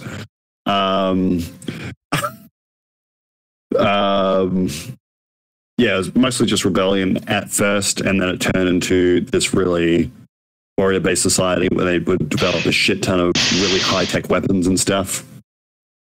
And stuff like that, which is in complete opposite of the inner sphere. Remember, the largest military force ever left the inner sphere because Alexander was scared that they would use his military to wage war against each other and potentially wipe each other out. And trying to claim, I'm the leader of Starleague. No, I'm the leader of Starleague. Yada yada yada. So he hoped that there would maybe be peace. It wasn't that much of a hope, because after that would start the bloodiest war, I think, since World War II. And it would be about like orders of magnitude beyond that of World War II. There would be billions dead, just absolutely horrific. Holy shit. So at the start, it is just warship going to this other planet. Fuck you, nukes. And you just wipe out the entire planet. And then add, however many times. There were a few worlds that were a bit more horrifying. And yes, I know, more horrifying than being nuked and slagged to all hell. The Tinkerbell massacre. Yeah. So, oh boy. Is that like a play on the Tiananmen Square massacre that totally didn't happen, China? Well, this happened in Space Japan, so maybe. But the planet's called Tinkerbell. This was like just probably the most horrifying part. Imagine, what was it? What was the war crimes Japan did to China in World War II? The massacre there. Yeah. But yeah, imagine that, but on a planetary scale. Like it was rough. So what happened was there was a sniper team, Darwin sniper team that was a part of a sort of guerrilla force trying to sway over the civilian population on Tinkerbell, along with like a few mechs and stuff. So there's major support if need be. And they were basically just trying to take it over, not by glassing the place, but instead by fighting hearts and minds. And guerrilla warfare is the main one. So the sniper is looking over a valley one day and he sees a small convoy of mechs, as well as a Buddhist monk. So he sees the Buddhist monk and he's like, holy shit, that must be a really high-ranking official, because only like really high-ranking military members have Buddhist monks and part of the thing. And it is a beautiful valley. So the lead mech pilot, he gets out, gets on top of his mech, lays out the tatami mat or whatever, I forget the exact details, and is like, wow, this is absolutely beautiful, isn't it? So he takes the shot, which would basically consign the deaths of majority of people on the planet, because this wasn't any old high-ranking member. This was the coordinator of the Draconis combat. This was the top shot. This was the person who called, like, imagine if someone killed the president of the United States. It's like that, but way worse, because his son, who would take control, was a raving lunatic and sort of had different opinions on plebeians, as he might put it. Like Marcus Aurelius and his son. Yeah. So the person that receives the message that his father is dead on Luthien, which is the capital world of the Draconis Combine, he tasks one of his assistants. And he's out of here.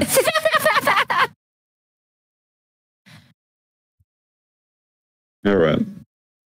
I think I was. Let me just get back into my super uncomfy chair. My ass was flat by the time I got up. I was stuck to the chair. For real. Fuck. I didn't realize I need to invest in a better chair for this shit. I'm using a fucking wooden chair. Yeah, me too. I'm using. Oh, fuck like, yeah, buddies. I'm using thin cushion, but it's.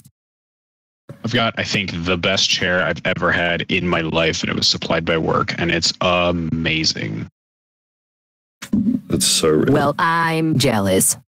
It's so good. It's like, I don't even know, what brand is it? It is... I mean, I could not recommend this chair enough. Like, it's so fucking good. Chairs. Anyway. And trust me, I've had a lot of chairs in my life. Chair connoisseur over here. Oh, well, I had a Secret Labs chair. That chair fucking was way overpriced and dog shit. I thought they were supposed to be good. Secret Labs? Anyway. No, they're way overpriced. They're okay, but they're not that comfortable. Okay. My laser's off. Hold up. All right.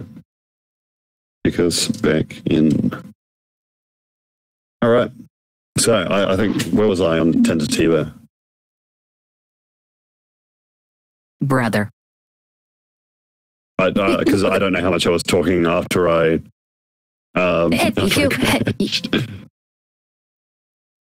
You were literally saying how this guy getting killed was like the president getting killed, but way fucking worse because their son was a lunatic.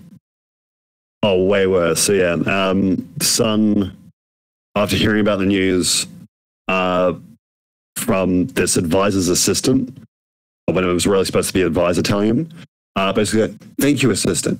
Where is your advisor? So I can fucking kill him. So he forces the advisor to commit seppuku because he's fucking dishonored himself. Yeah. And the Darbians, like the Darbian forces, as soon as they realize we just killed the coordinator, they leave so fucking quickly. And by the time his son reaches this world and gets the report that there's no Darbian forces anymore, he goes, so they've given the punishment of their forces onto the civilian population, I see. Oh, man. You can imagine what happens next. Yeah, it was literally just getting all his officers to drag people out into the streets and then having the beheading competitions they had in Japan. In China by the Japanese. Imagine the Nanking Massacre. That's what I was thinking about. Imagine the Nanking Massacre on an entire planet. Some of it got televised, and the parts that did reached back to the rest of the inner sphere. And they're like, holy shit, that is horrifying.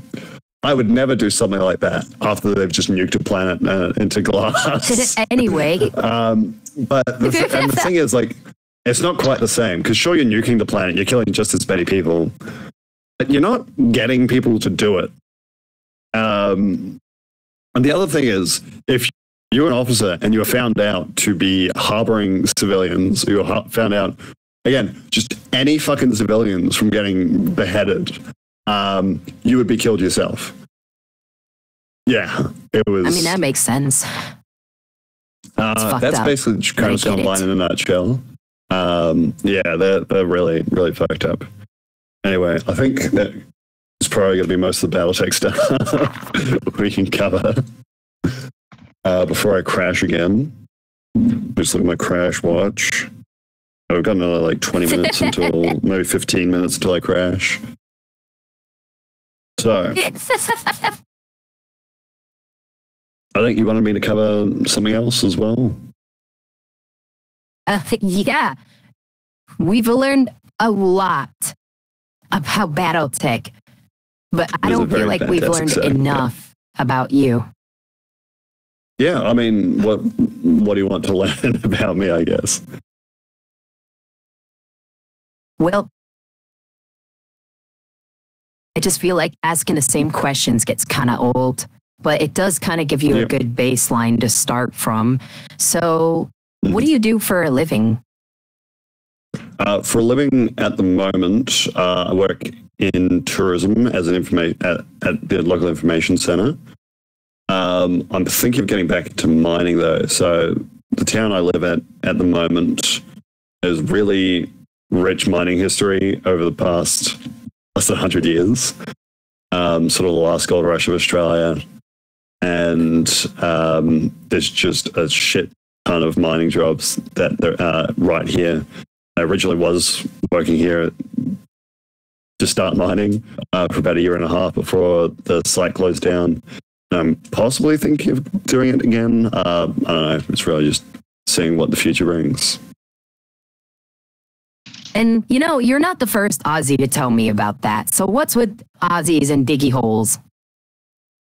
There's just a lot of gold and iron and copper and all that sort of shit in Australia. And it's like, and there's no one there. So you could sort of just dig a hole and no one's going to complain, you know? Like in America, I feel like you can't just dig a hole anywhere because people are going to complain that, like, oh, you're going to be polluting this upstream water source. There's no fucking water here. Like, especially in Central Australia, where there's fuck all population, water. There's a bit of food, but that's closer to the coast where you have a bit more access to water. It's mostly just, we're really resource rich. We're very population sparse. So we kind of have that opportunity. Yeah. Like Alaska. And does this job, I mean... My current job? Or, yeah. I was going to say, does this job come with its benefits to make it worth it? Because when I think mining, I think of those people with like blackface deep in the mines. I could probably set a photo that I had when I was just completely covered in fucking mud and shit, and I had like unironic blackface. I was like Trudeau. Fucking soot. Yeah, I wasn't mining soot. I wasn't mining coal or anything. I was mining iron, specifically magnetite. So it's the name magnetite. It's it's the most ferromagnetic mineral, naturally occurring mineral. So it's really easy to just filter out from everything else purely using magnets. And then the chemicals we did use were more for washing. So washing out ceramic disc filters, which have like really, I think micron, I think it's around micron thick holes that draw water out of racism. I don't know if we can put that on YouTube. No, we cannot do that, dude. Maybe if it was Trudeau, but no, fucking not now. Maybe. Yeah, it's basically just like really black powder. Don't cut that out. Yeah. Really fine black powder that it's not necessarily dangerous to breathe in. You still don't want to breathe it in. You don't want it in your eyes, and it fucking picks up, especially when it's dry. Yeah, it'll just blow and blow. We're generating like, I think. But don't you wear like some kind of PPE? Oh yeah, of course we wear PPE, like hard hats, some safety goggles, safety glasses. People actually wore them. I just wear normal glasses, so I should be fine on that end. But I think we at one point Joel, we were generating more ice. It's our it's our crash test monitor. It's our crash monitor. You know, like just we're waiting for when he crashes. Oh, okay.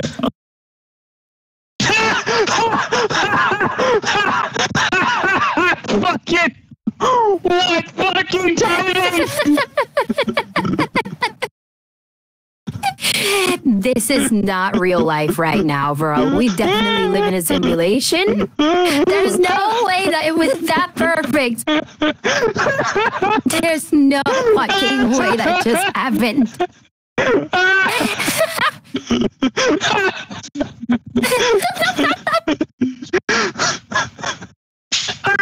Oh my god, I almost feel bad for laughing, but holy shit. What fucking incredible timing. Oh man, I gotta give him a pat on the back. I can be like, dude, you're a comedic genius. Your timing is on point. Oh, right? Right? I mean, he must. Holy crap! That like he quit, right? Like that wasn't a crash, bro. You jinxed that so hard.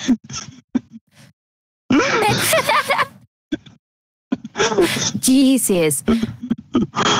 Oh my god, I'm like sweating. Shit was too good.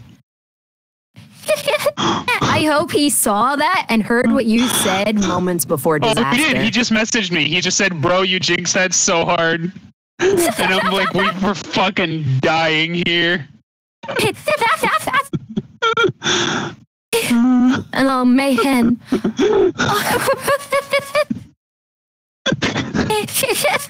It's our crash watch. All right, thank you everybody for coming. We'll see you on the next episode. I love me some fucking technical difficulties. Hell yeah. So hot. All right. What? Lasers off, blue microphones. Yep. Cool. Let's do this. Okay. Why is my T so much smaller than yours? Because fuck you. That's why that was a design decision I made. Oh, you are but I'm the the design team on guest. my team now. What? Fuck you. Well, you know what that means. Now I'm the guest. Go ahead and ask me anything. So, what do you do for a living? Well, I watch people sleep. All right, I remember that. Anyway, moving past that creepy little tidbit. Yep. I'm just gonna... You were mentioning that you have PPE. You were talking about mining and all the intricacies of it, especially like the little filters for the minerals are like really small and magnetic. So you got into a lot of details about that. Yeah. Do you want me to go further into details or move on to something else? Well, I did want to know if, because like a job is a job, but like, what exactly is a passion that you want to pursue? Probably geology. Geology is one of the top ones for me. That's why I got into mining initially. That's why I moved about 2,000 kilometers from my hometown to here. Yeah, exactly. And just something associated with that, I guess. A couple other things, aviation. I've been looking at possible aviation careers as well, especially with like Royal Flying Doctors and stuff. The flight hours required are intense, though. It's like 2,000 required nominal hours. I need to get commercial license and then do commercial flying for like 2 years. And then join the RFDS, which... Oh, and I also think I need medical shit, which I could probably do. Yeah, just a bunch of cool stuff that I think would be... Just a bunch of stuff that I think would be cool to get experience for and get as a job, essentially. Yeah. I mean, the aviation part kind of doesn't come as a surprise to me, considering you like playing like those simulators, like VTOL VR, for example. And you know, from what some people have said, that stuff does sort of translate to real world skills. So, don't know if you could fit that one on the resume, though. Yeah, 500 hours of VTOL, yeah. I think that'd go swimmingly, yeah. Right. No, I'm too tall for like most aircraft anyway, so it would be really rough, at least on me, and then trying to find something that fits. Yeah. I didn't even consider that. Yeah. Oh, I have for a while. It's always there. Holy shit! Oh, it's magnetite, and like sort of. That stuff looks like the fucking materials that Transformers are made out of. Yeah, this is like they're under magnetic tension, so normally it's just a powder, but if they're being influenced by a magnetic field, they'll look like that, and they'll just follow the magnetic field around. It is sick. Have you ever seen those diagrams of like the circle going out? Yeah, you can get ferrofluids and magnetite powder moderately cheaply, and they're really cool when they interact with magnets and stuff. Yeah. Not like tungsten expensive, so, but it's still not. Yeah. About those passions you wanted to pursue, how exactly are you going about that? Like, are you studying something on your own or going to school for any of these? I'm currently just getting work experience, basically. I'm volunteering with a couple groups like State Emergency Services and the local Lions Club. So that's what's the Lions Club? It's an international organization that sort of hosts community events for people. Yeah, so you probably have one in your hometown. I wouldn't be surprised. But they'll generally do like community raffles for Easter, Mother's Day, all that sort of stuff, and then just try to run events. More of a small town thing. If I'm thinking of the right thing, it's probably like the YMCA. Yeah, I don't know what the YMCA is, but maybe. I don't know. But you've surely heard the song. Oh, I know about that. They have like pools and shit.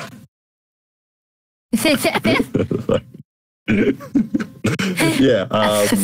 Okay, so you're just trying to get a foot in the door. Yeah. Via these just general jobs. Experience. Yeah. And then thinking, I was originally studying geology, but that's very much an in-person thing because it's surprisingly hard to study rocks when you're about 2,000 kilometers away from said rocks. So I've had to leave that to pursue the mining job I was in.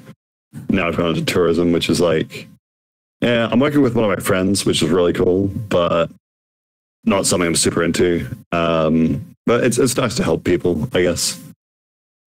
Yeah. It's so interesting, though, to think of the passions that you have. Your work in tourism. Most importantly, for Super. Oh, exactly, for Super. But yeah, I'm currently at my job just because it pays the bills.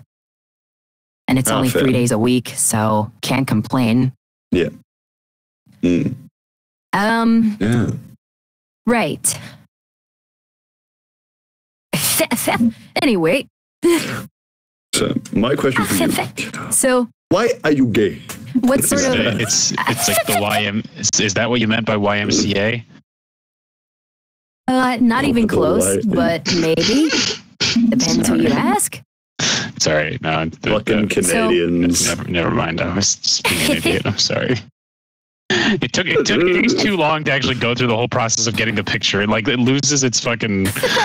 He's like, yeah. Come and stay at the. Why the are time you to be gay? funny has gone. Yeah, I know. That's right. I'm sorry. Okay. Anyway. So, would you say that you've? How do I put this? Have you stayed consistent as an adult when it comes to who you were as a little youngin'? Or were you rambunctious in your youth? That's a good question. I never really particularly gone into too much trouble. Yeah. I don't really think I did much. It was mostly just playing CSGO and stuff, I guess. Outside of school time, yeah. Yeah. I don't know.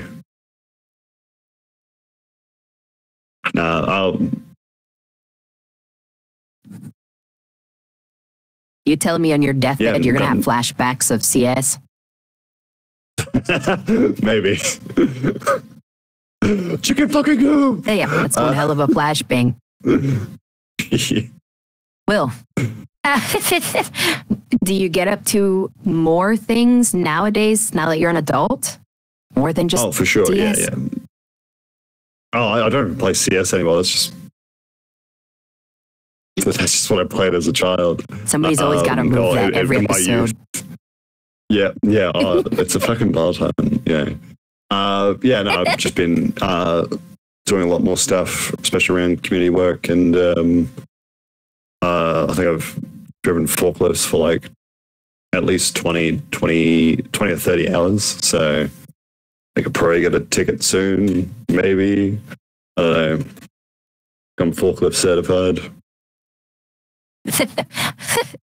So you're not forklift certified. Damn. No, I cannot. Wesley Adam, the hell divers, who's going to drive them? You're the designated hell driver. They're already in hell diver.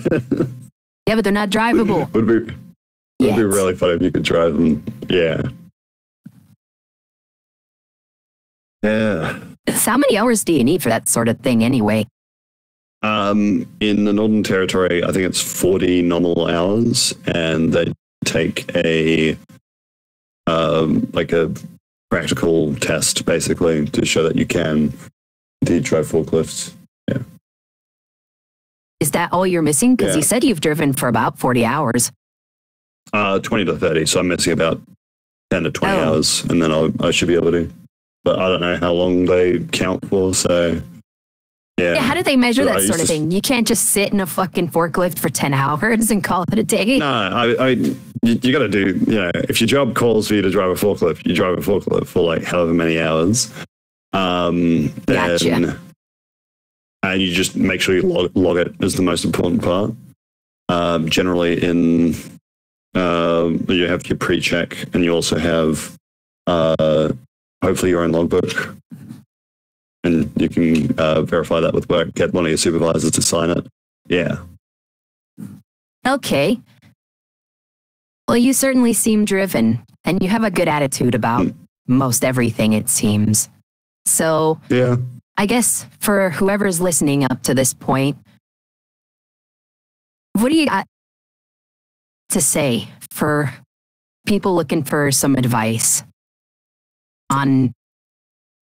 Do your part for the cause. Eliminate our invading super Earth. Get the fuck out there. What are you doing watching this podcast? Oh shit. What are you doing watching this fucking podcast? You're attacking. This is gonna be like released way after, isn't it? I'm calling it now. Depends how long Nomad takes to finish the logo. Okay. And considering they're mid-move and they're missing in action. Oh boy. I mean, we'll see. I might be able to. It depends on the logo. Like, what are you looking for in the logo? Something like the top on there, or we should be. Meine Herren, Sie haben nun während Ihrer Ausbildung bewiesen, dass Sie einen Gabelstapler in der Theorie wie auch in der Praxis beherrschen. Und deshalb freue ich mich, Ihnen mitteilen zu können, dass Sie alle die Prüfung bestanden haben. Und nun möchte ich Ihnen Ihre Fahrausweise für den innerbetrieblichen Werksverkehr aushändigen. So, da hätten wir Herrn BattleTech. Das ist Klaus. Klaus hat soeben erfolgreich seine Prüfung zum Führen von kraftbetriebenen Flurförderzeugen auf gut Deutsch Gabel. I'm so confused. What is this? Er ist nun einer von über 37.000 speziell ausgebildeten Fachkräften in Deutschland. Just wait. Klaus, the forklift driver.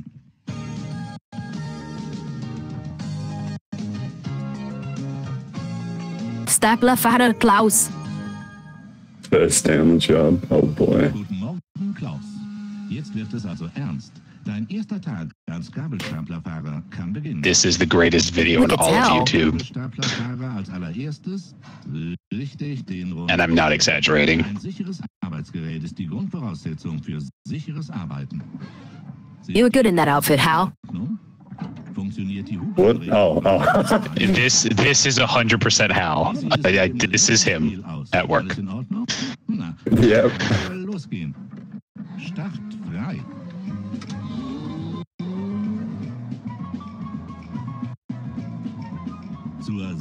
That could be us, Arrowhead. For real. Yeah, I was generally just working process operations, not actually doing this sort of stuff. Und damit sich selbst und andere in Gefahr bringen. Na, das ist gerade noch mal gut gegangen. Deshalb auch bei getrennten Fahr- und Gehwegen stets auf Fußgänger achten.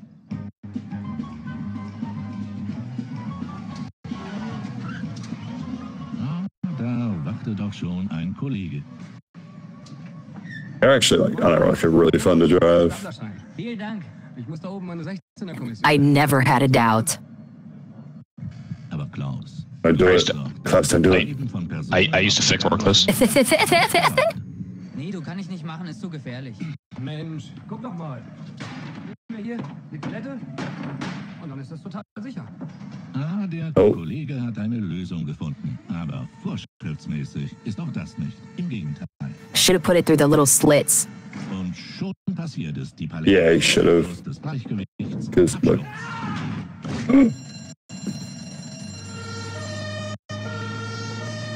Oh boy. Deshalb niemals Personen auf den. Is this literally just a training video? Oh yeah, sure. Let's start with that. Let's say it's a training video. So Klaus, dann lass uns die Kommission mal fachgerecht ins Hochregal einstapeln. Den Gabelstapler vor der Stapelfläche in Position bringen. Gabelzinken ein. Is that even real German? Last anheben. Yeah. Sounds like it. It's German. Sag mal, hast du mein Messer irgendwo gesehen? Wo hab ich das gesehen? Of course he takes it off. Vorfahren. Okay, the main reason you never take your helmet off, if something happens, anything happens. So if anything happens, like even if you get a cut on your finger and you're not wearing a helmet, insurance company can claim that you weren't being safe. Oh boy.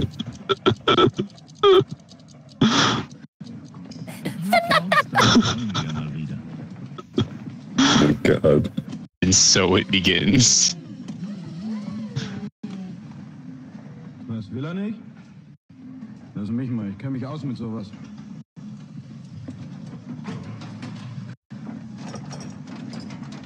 Augenblick mal, Klaus. Erinnerst du dich? Wartungs- und Instandsetzungsarbeiten dürfen nur durch Fachpersonal erfolgen. Also nicht selber fummeln und auch keine Dritten fummeln lassen. Was denn? Wegen so einer Kleinigkeit? Man hat da schließlich keine zwei linken Hände.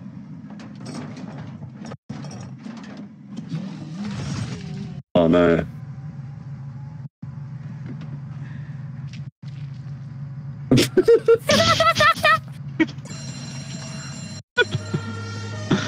Oh boy. Deshalb niemals versuchen, technische Mängel selbst zu beheben. Stattdessen die festgestellten You gotta isolate it, man. Vorgesetzten melden, der Fachmann Personal anfordern wird. So, Stapler wieder in Ordnung und ab geht's zur nächsten Kommission. Richtig, Klaus. Besonders bei rutschgefährdeten Gegenständen ist es wichtig, dass die Last gleichmäßig auf den Gabelzinken verteilt wird. Aber Klaus, findest du nicht auch, dass du so eine Art von Last gegen Verrutschen oder Herabfallen zusätzlich sichern müsstest?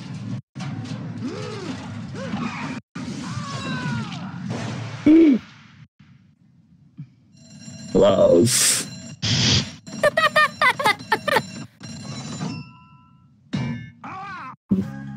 Deshalb, alles, was leicht ins Rutschen geraten kann, steht sicher.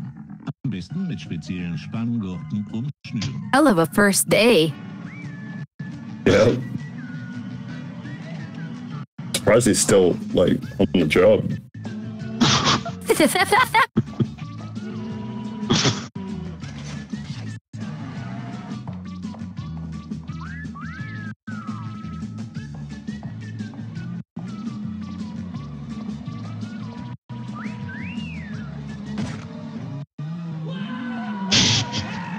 Oh my God.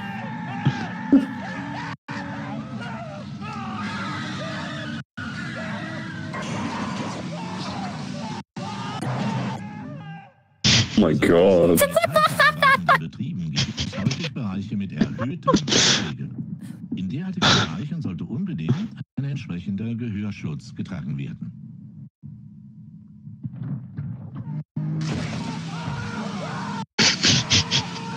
Oh my God.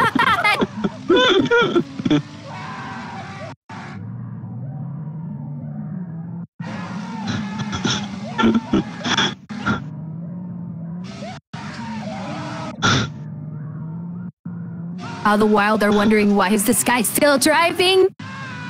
Because he got decapitated. Oh, no. Oh, he got decapitated. Yeah. I thought they decapitated somebody else. He's still working.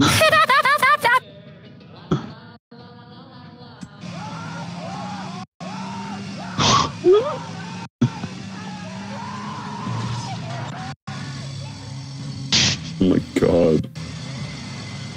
This is literally Final Destination.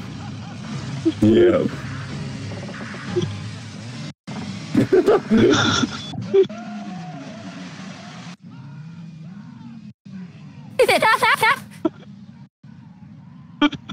Fucking crazy.